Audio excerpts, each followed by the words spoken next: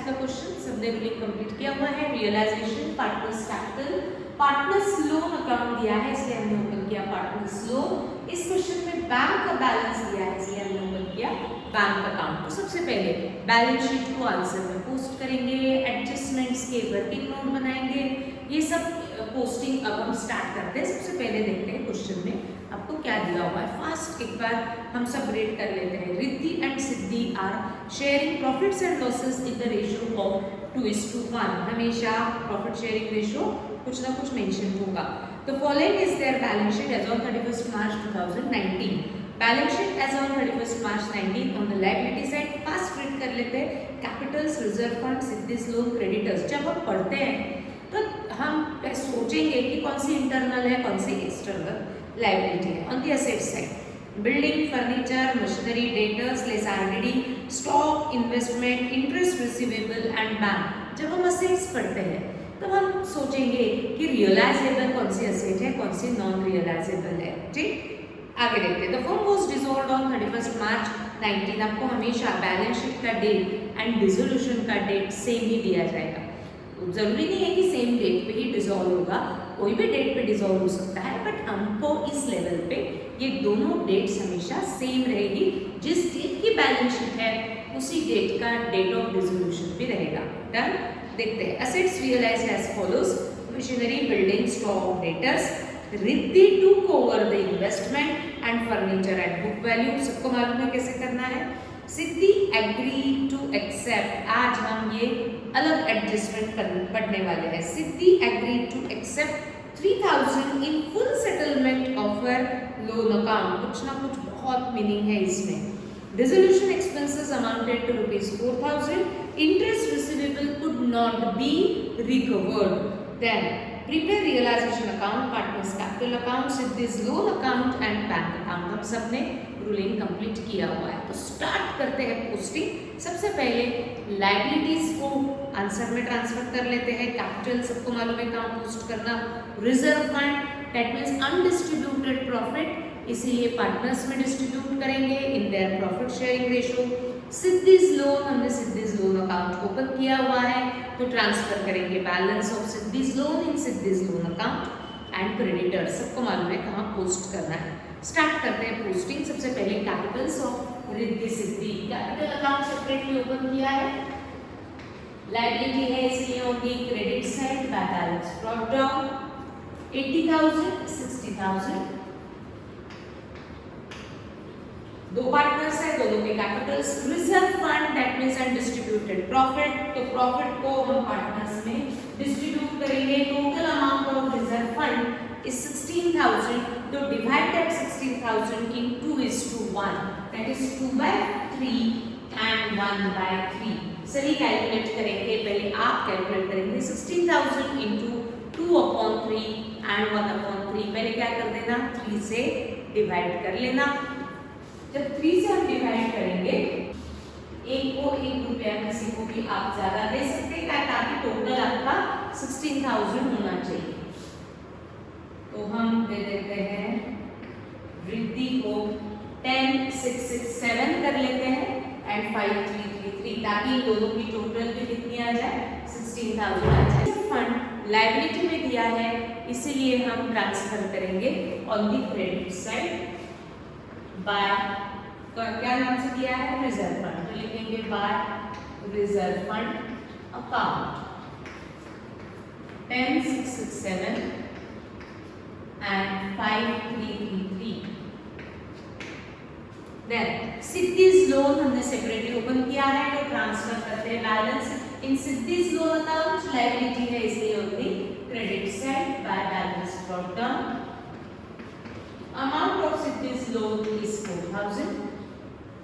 Next is creditors. Creditors is your external liability. इसके लिए देखेंगे तो हमने कोई भी अकाउंट ओपन नहीं किया है तो ऐसे अकाउंट्स हम कहाँ ट्रांसफर करेंगे, रियलाइजेशन अकाउंट के। लायबिलिटी है इसलिए on the credit side by creditors account 30,000।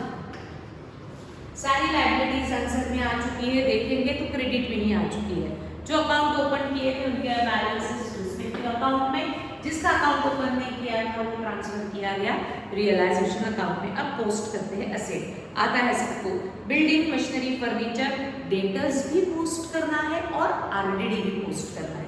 RDD less वो है, आप सबको मालूम है कैसे पोस्ट करना है। Stock, investment and interest receivable, जल्दी से ट्रांसफर करो अरूज।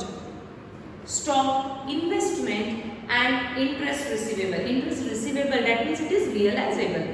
जिससे भी इंटरेस्ट मुझे लेना है उसको तो मुझे at the time of dissolution वो इंटरेस्ट रिकवर करना ही है। That means it is realisable asset और इसीलिए इसे हम ट्रांसफर करेंगे रियलाइजेशन अकाउंट में, डेबिट में, क्योंकि असेट में दिया हुआ है। जल्दी से कंप्लीट करते हैं asset side. To building account,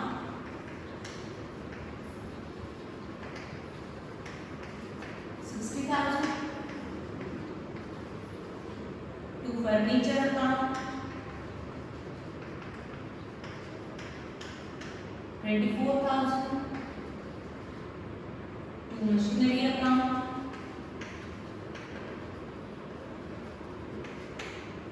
20,000, to debtors account.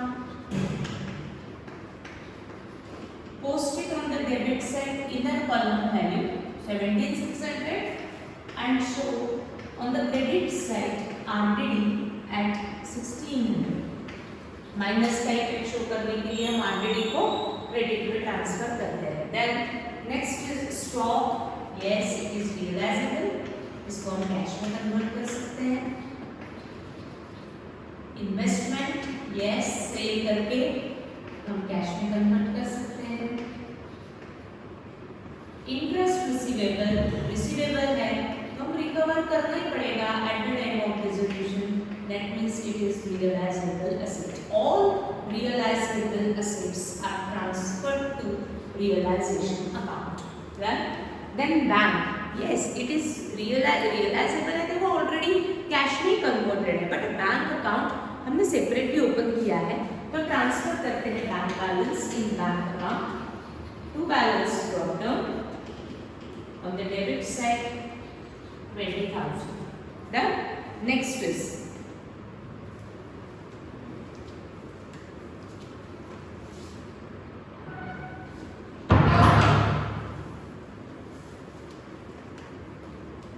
ना।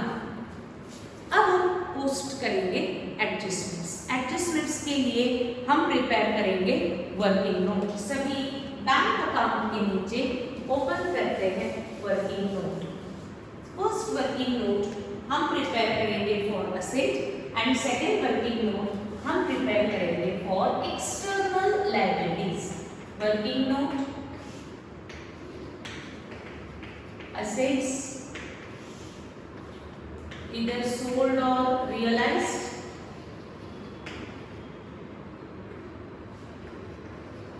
or taken over by partner।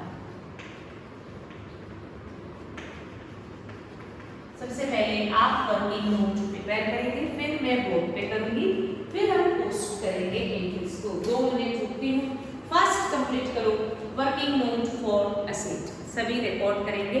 Working note में असेट सोल्ड और टेकन ओवर बाय पार्टनर आ रहा है सबको। Assets realised as follows. Machinery, building realised कहाँ है तो हम रियलाइज्ड में लिखेंगे machinery 22,000, building 28,000, stock 38,000, debtors 15,000, Riddhi took over investment, taken over, रिद्धि पार्टनर है, पार्टनर ने असेट टेक ओवर किया है तो हम इसे चार्ट में टेकन ओवर बाय पार्टनर के नीचे लिखेंगे रिद्धि और उसके नीचे लिखेंगे कौन से असेट टेक ओवर की है रिद्धि ने, investment and amount of investment is 10,000. Then furniture at book value, यानी रिद्धि ही फर्नीचर टेक ओवर कर रही है, उसने इन्वेस्टमेंट भी टेक ओवर किया और furniture, but furniture at book value means balance sheet value, तो उसी के नीचे लिखते हैं रिद्धि के नीचे इन्वेस्टमेंट, उसके नीचे furniture at book value and book value of furniture is 24,000. Siddhi agreed to accept 3,000 in full settlement of a loan account. Loan liability है तो हम liability के वक्त देखेंगे. Dissolution expenses पे किए जाते हैं तो liability के टाइम देखेंगे. Interest receivable could not be recovered. यानी ये जो interest receivable था, अभी जो 2,000 रुपीज मिलने वाले थे, could not be recoverable. यानी इसकी realized value कितनी है? 0. Could not be recoverable यानी वो उसमें से कुछ भी अमाउंट आपको रियलाइज नहीं हुआ, यानी इंटरेस्ट रिसीवेबल इसका अमाउंट रहेगा 0. 0 लिखने की वैसे आपको जरूरत ही नहीं है, या आप नहीं भी लिखते हो तो भी चलता है. मैंने सिर्फ एक्सप्लेनेशन के लिए लिखा कि ये जो इंटरेस्ट रिसीवेबल था इसका रियलाइज्ड वैल्यू कितनी है? 0, क्योंकि दिया है कुड नॉट बी रिकवरेबल, इससे हमें एक भी पैसा नहीं मिला. तो सारी एसेट्स रियलाइज्ड हो चुकी है. अब हम एसेट्स रियलाइज्ड और टेकन बाय पार्टनर की एंट्री पास करेंगे. तो first take the total of assets realised. Total हम एसेट्स रियलाइज्ड लिखते हैं.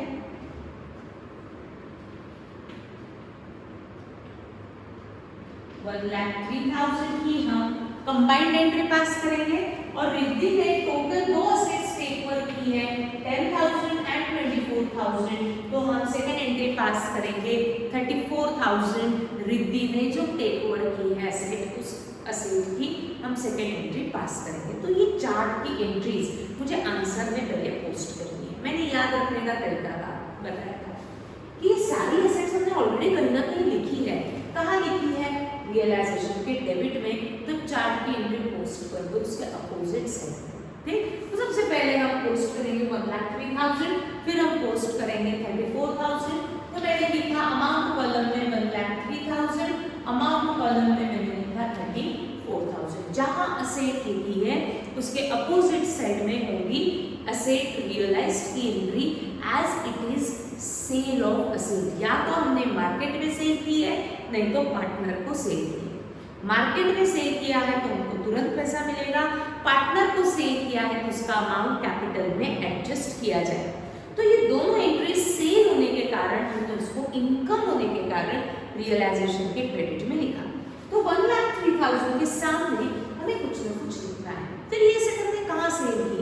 मार्केट में सेल की तो हमें तुरंत पैसा मिला होगा. Cash is coming in, but हमने ओपन किया है बैंक, तो हम लिखेंगे bank account as per working note. Realisation के क्रेडिट में अगर बाय बैंक है तो बैंक के डेबिट में लिखना पड़ेगा टू रियलाइजेशन अकाउंट 1,03,000. ठीक, या कैसे 34,000. क्या हमने इसको मार्केट में सेल किया या पार्टनर को? पार्टनर को सेल किया. कौन से पार्टनर को सेल किया? इन्वेस्टमेंट भी रिद्धि को सेल किया और हमने फर्नीचर भी रिद्धि को ही सेल किया. इसलिए हमने कंबाइंड एंट्री पास की है 34,000 की. रिद्धि ने टेक ओवर किया है इसलिए इसके आगे आएगा रिद्धि's कैपिटल अकाउंट. एज हमने ये एसेट पार्टनर को सेल की है तो पार्टनर से तुरंत कैश रिकवर नहीं करेंगे, उसके कैपिटल में हम एडजस्ट करेंगे. इसलिए ये अमाउंट हमने उसके कैपिटल में ट्रांसफर किया. रियलाइजेशन के क्रेडिट में अगर मैं लिखती हूँ बाय रिद्धि तो हमें रिद्धि के डेबिट में लिखना पड़ेगा to realisation account. But check कर लो रिद्धि कौन से नंबर की पार्टनर है, फर्स्ट या सेकंड. तो कैपिटल का सीक्वेंस रिद्धि सिद्धि दिया है तो फर्स्ट कॉलम में रिद्धि का शेयर लिखा जाएगा 34,000. सिद्धि ने कोई एसेट टेक ओवर तो की नहीं है तो सिद्धि के कॉलम में मैंने किया डैश. ठीक, आफ्टर रियलाइजेशन ऑफ असेट्स जो पैसा हमें मिला 1,03,000 ये हमें डिस्ट्रीब्यूट करना है. सबसे पहले हम डिस्ट्रीब्यूट करेंगे एक्सटर्नल. तो लिखते हैं second working note for external liabilities. इस फर्म के पास जो भी एक्सटर्नल लायबिलिटीज होंगी ये लायबिलिटीज का पेमेंट फर्म को करना पड़ेगा. फर्म के पास अगर सफिशिएंट कैश नहीं है तो वो पेमेंट करेगा पार्टनर. बट सारी एक्सटर्नल लायबिलिटीज का पे ऑफ करना ही पड़ेगा, सबको पे ऑफ करना ही पड़ेगा. तो या तो फर्म पे करेगी पेड बाय फर्म और पेड बाय पार्टनर. कौन सी लायबिलिटी फर्म ने पे की, कौन सी लायबिलिटी पार्टनर ने पे की, सब कुछ क्वेश्चन में दिया ही जाता है। तो मैं चेक करती हूँ पॉइंट नंबर 3, ये जो दिया है वो सिद्धि के लोन के बारे में दिया है। सिद्धिज लोन ये एक्सटर्नल नहीं है, सिद्धि पार्टनर है तो वो इंटरनली है और इसका अकाउंट हमने ओपन किया है, तो एक्सटर्नल के बाद फिर हम इसको पे ऑफ करेंगे। तो थर्ड पॉइंट हम बाद में देखेंगे। Dissolution expenses amounted to ₹4,000। ये सब जब हम फॉर्म बंद कर रहे थे तो फॉर्म बंद करते समय कुछ एडिशनल एक्सपेंसेस फॉर्म ने किए। कितना अमाउंट एक्सपेंसेस हुए? 4,000 एक्सपेंसेस हुए, हमने इसके अगेंस्ट पेमेंट किया होगा। एक्सपेंस हम कभी भी पे करते हैं तो ये हमें पेड बाय फर्म या पेड बाय पार्टनर में लिखना पड़ेगा। फिर डिसोल्यूशन एक्सपेंसेस किसने पे किए? रिद्धि सिद्धि कुछ भी मेंशन नहीं है तो फर्म ने पे किए होंगे, तो लिखेंगे dissolution expenses, amount of dissolution expenses is 4,000। फिर नेक्स्ट दिया है interest receivable could not be recovered. ये तो असेट था तो इसको हम कंसिडर कर चुके हैं और कोई भी लायबिलिटीज के पेमेंट के बारे में क्वेश्चन में मेंशन नहीं है। क्या हमारे पास कोई एक्सटर्नल लायबिलिटी नहीं थी? थी। कौन सी थी? क्रेडिटर्स। ये एक्सटर्नल लायबिलिटीज जो क्रेडिटर्स थे, क्या हम उनको पे ऑफ नहीं करेंगे? करना ही पड़ेगा कंपल्सरीली, चाहे क्वेश्चन में मेंशन हो या क्वेश्चन में मेंशन नहीं हो। क्यों? क्योंकि फॉर्म आगे में कंटिन्यू ही नहीं रहने वाले। तो जितने लायबिलिटीज है उनको तुरंत पे ऑफ करना पड़ेगा। तो ये क्रेडिटर्स नाम की 30,000 की लायबिलिटी हमें पे करना ही पड़ेगा। तो कौन पे करेगा? फर्म, पार्टनर, कुछ मेंशन नहीं है तो हम रिकॉर्ड करते हैं पेड बाय फर्म के लिस्ट में क्रेडिटर्स, क्योंकि फर्म के पास कैश है ना। कितनी कैश है ये बैंक दिखाएगा। आपके पास 1,23,000 है और एक्सटर्नल को तो हमें 30,000 ही पे करना है तो पे कर। बाकी और कोई एक्सटर्नल लायबिलिटी नहीं थी, इसलिए पेड बाय पार्टनर में डैश। तो टोटल फर्म पे करेगा 34,000, क्रेडिटर्स 30 एंड एक्सपेंसेस 4। ऐसे हम कंबाइंड एंट्री पास करेंगे 34,000 पे कर रहे हैं, यानी एक्सपेंस है, इसलिए रियलाइजेशन के डेबिट में 34,000 फर्म ने पे किया, इसलिए लिखेंगे to bank account as per working note. Realisation के डेबिट में अगर हम लिखते हैं टू बैंक तो हमें बैंक के क्रेडिट में लिखना पड़ेगा बाय रियलाइजेशन अकाउंट।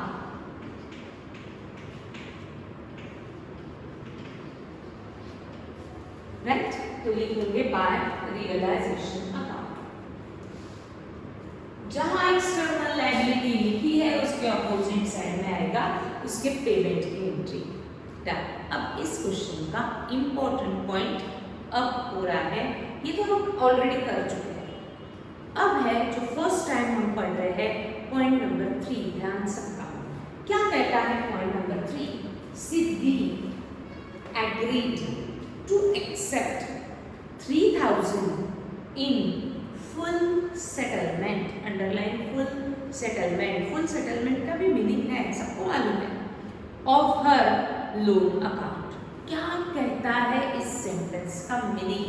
क्या होता है इस सेंटेंस का meaning? Siddhi agreed to accept। सिद्धि ने ये एग्री कर लिया है कि हम 3,000 रुपीज ही एक्सेप्ट करेंगे अगेंस्ट हर लोन अकाउंट।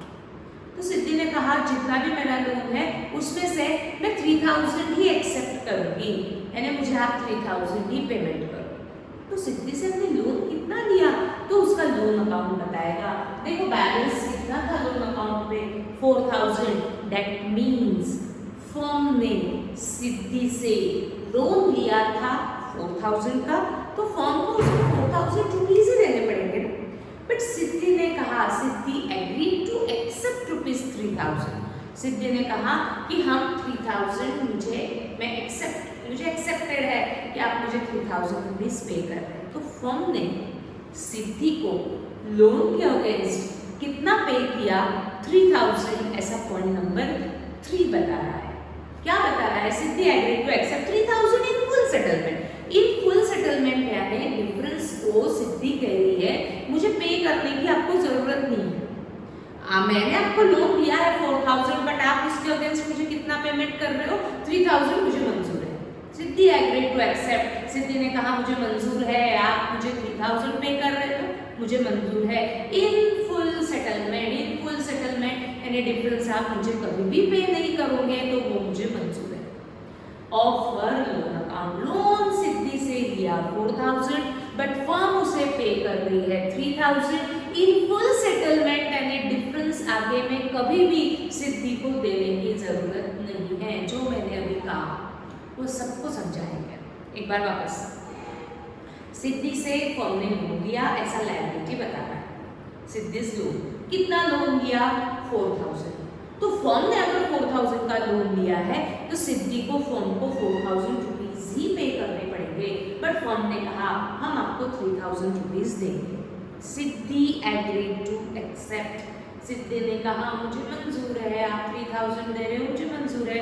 इन फुल सेटलमेंट ऑफर अकाउंट, इन फुल सेटलमेंट यानी देने थे 4000, बट आप पे कर रहे हो 3000, मुझे मंजूर है। 1000 मुझे नहीं भी मिलते हैं तो मुझे मंजूर है। इन फुल सेटलमेंट जब कहा यानी डिफरेंस को आपको कभी भी पे करने की जरूरत नहीं है।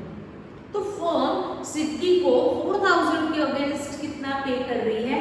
3000। तो 3000 पे करना पड़ेगा पहले, फिर उसका कैपिटल वापस करना पड़ेगा। तो पहले हम सिद्धि का लोन सेटल करेंगे।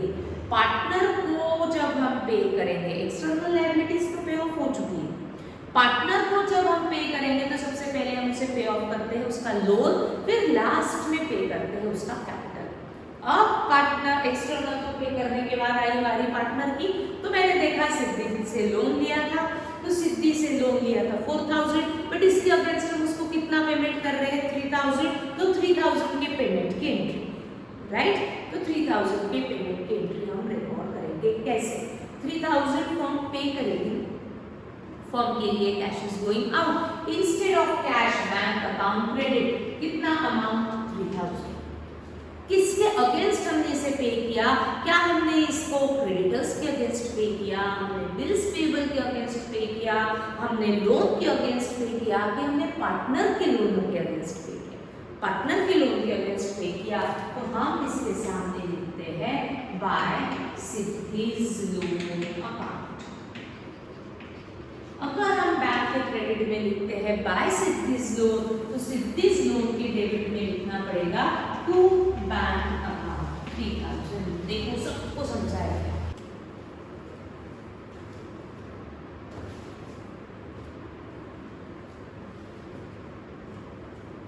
जल्दी कैलकुलेशंस करेंगे।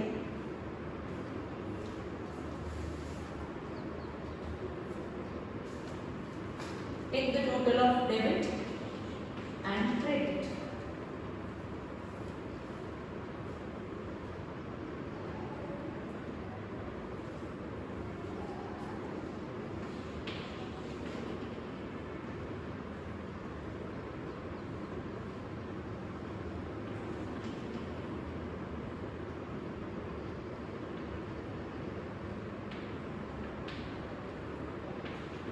Lakhs 5600 is the total of debit side. Check करो करेक्ट है क्या?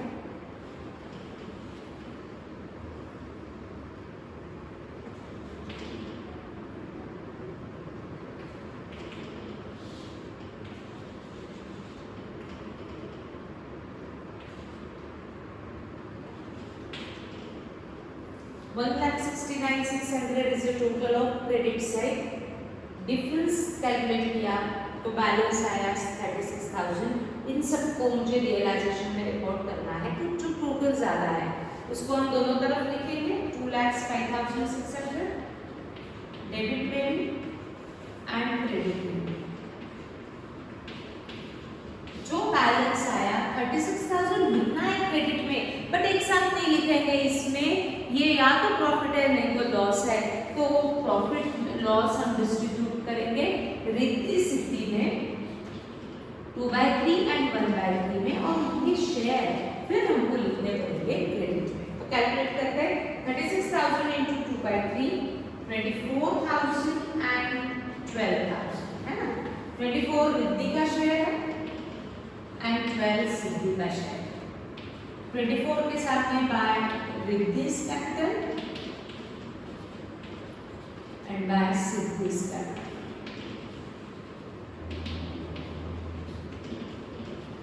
क्रेडिट में लिखा है बाय रिद्धि सिद्धि, तो रिद्धि सिद्धि के डेबिट में लिखेंगे टू रियलाइजेशन अकाउंट। ये सब आता है आपको और आना ही चाहिए। क्लोजिंग नहीं आता ऐसा बोल रही नहीं आता, ये मुझे चलता ही नहीं, तो आना ही चाहिए।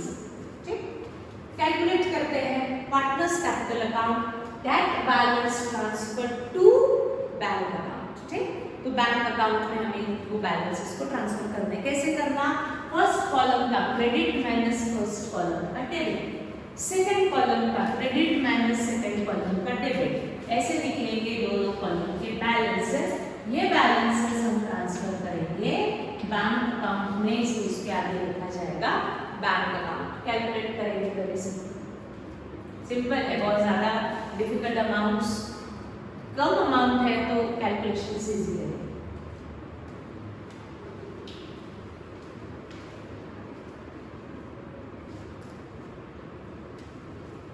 $80 + 10 667 is 90 667।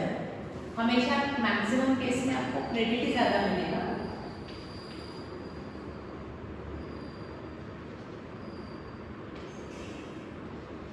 $32,667 फर्स्ट कॉलम का balance,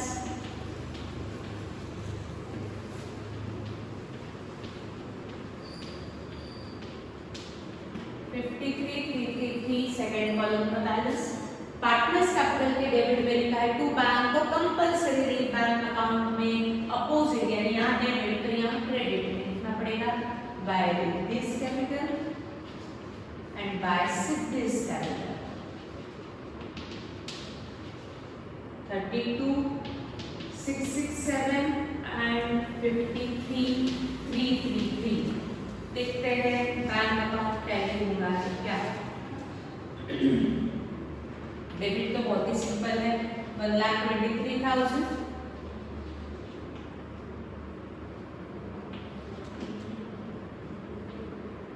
yes 1,23,000 is the total of bank account. यहाँ हमारा पूरा है क्वेश्चन कंप्लीट। इस क्वेश्चन में कौन सा पॉइंट अलग है? सिद्धि जीरो। पार्टनर को हमने फुल पेमेंट नहीं किया, कम पेमेंट किया, यानी कम पेमेंट कर रहे हैं, हमारा इनकम है, इसीलिए वो इनकम को हमने पहले रियलाइजेशन में ट्रांसफर किया और फिर रियलाइजेशन अकाउंट क्लोज किया। तो पार्टनर को जरूरी नहीं है ना जितना लोन लिया उतना ही पे ऑफ करना है, उससे कम भी पे कर सकते हैं या उससे ज्यादा विद इंटरेस्ट भी पे कर सकते हैं। तो जो भी बैलेंस आता है अगर सेम अमाउंट में पे हुआ तो ये अमाउंट हमेशा टैली मिलेगा, बट अगर आप कम पे करते हो या अगर आप इंटरेस्ट के साथ ज्यादा पे करते हो तो ये loan account always shows balance, that balance always transfer into realisation account. वो जो भी बैलेंस आएगा डेबिट क्रेडिट, वो बैलेंस आप कहाँ ट्रांसफर करेंगे? रियलाइजेशन। यहाँ डेबिट में बैलेंस आया इसलिए रियलाइजेशन के क्रेडिट में ट्रांसफर किया, फिर हमने रियलाइजेशन अकाउंट क्लोज किया। रियलाइजेशन का बैलेंस कैपिटल में, कैपिटल का बैलेंस बैंक में, बैंक अकाउंट हो गया 10। ठीक, अगर डाउट्स भी होते हैं लाइफ में और अच्छे से हम क्लियर कर सकते हैं, तो आ जाओ सभी लाइफ में। Thank you.